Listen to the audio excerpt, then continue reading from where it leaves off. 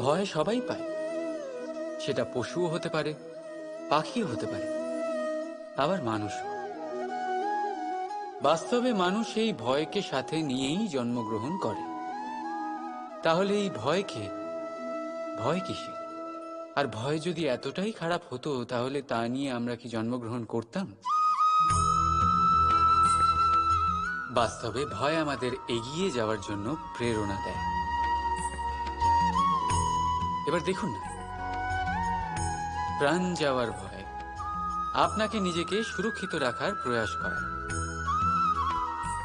অপমানের ভয় নিজেকে সঞ্চালন করতে সাহায্য করে। কোনো প্রিয়জনকে হারাবার ভয় তার জন্য কর্তব্য পালন করার প্রেরণা দেয়। কিন্তু এই ভয় খারাপ তখন হয়ে যায় যখন এই ভয় আপনাকে কাবু করে ফেলে।